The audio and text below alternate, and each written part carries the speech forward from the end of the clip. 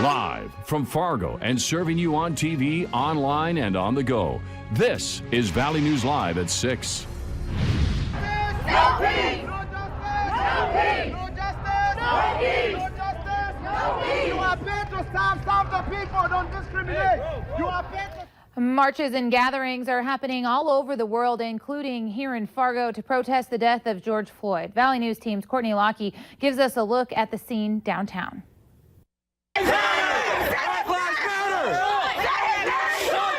Thousands flooded the streets of downtown Fargo for George Floyd.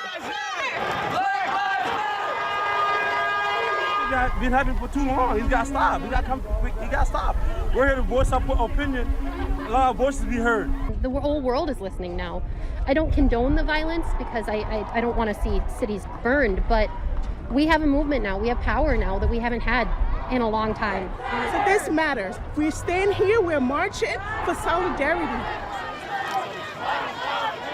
To show that our lives, my son's life, my husband, my brothers, my friends, their lives matter. Protesters made the trek from City Hall to the police department. Organizers keeping it peaceful. Why is it important to be here today? For change, of course. Yeah, obviously, everyone's important. I mean, look all these people out here. Change time. People need to stand up and stand together. You know, it's great to see people of all backgrounds out here together. It's real emotional. Why is this important? It is, because all we ask for is equality. We just want what's equal to us. It's important for our youth. It's important for everybody out here. It's very important. The riot can stop if they do the right thing. In Fargo, Courtney Lockie, Valley News Live. Marches have continued through the metro into this evening, making stops at the West Fargo Police Department and continuing through different streets throughout Fargo. Fargo Mayor Tim Mahoney was at the protest earlier today alongside Moorhead Mayor Jonathan Judd. They were seen interacting and having discussions with the protesters. We caught up with Mahoney after the protest, and he explained that the peaceful nature of the protest was a sign of how well the FM community can come together to communicate in a stressful time.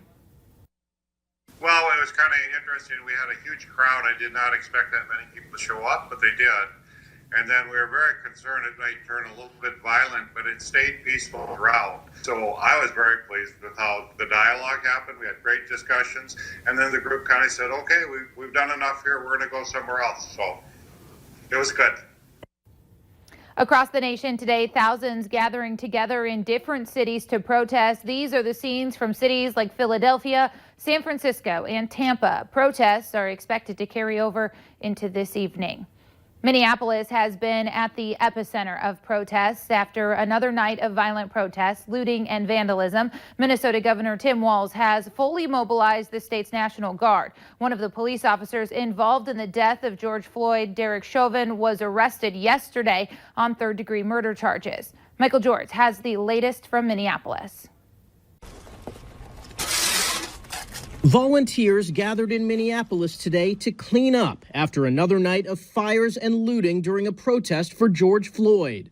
We're going to have to work so hard and together, everyone, to clean this up. I mean, this is just, who knows, this is not even probably the end. Protesters ignored an 8 p.m. curfew, setting buildings and cars on fire, prompting Governor Tim Walz to activate the state's full National Guard for the first time in Minnesota history. Last night is a mockery of pretending this is about George Floyd's death. As the National Guard rolled into Minneapolis, President Trump urged Minnesota officials to get tougher with protesters. They've got to be tough. They've got to be smart.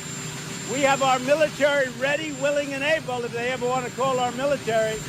But we can have troops on the ground very quickly. Talking with people on this block, a lot of folks told us they support the protests, but seeing this destruction of their community breaks their heart. Everything is gone. If it's not broken or burnt down, it's tagged with graffiti. Anger over Floyd's death ignited protests in dozens of U.S. cities. Protesters in Atlanta set fires and smashed the windows of the CNN Center, set fire to police vehicles in New York, and police held back an angry mob at the White House. People poured into the streets again today from Philadelphia to Los Angeles. I need to be out here. I feel like, it's time to take a stand. United we stand, divided we fall. Officials across the country are bracing for another night of possible violence following a national call for protests. Michael George, CBS News, Minneapolis. An 8 p.m. curfew is in place tonight for the Twin Cities. Leaders are asking the public to stay in tonight to avoid any more violent clashes. Well, it was a beautiful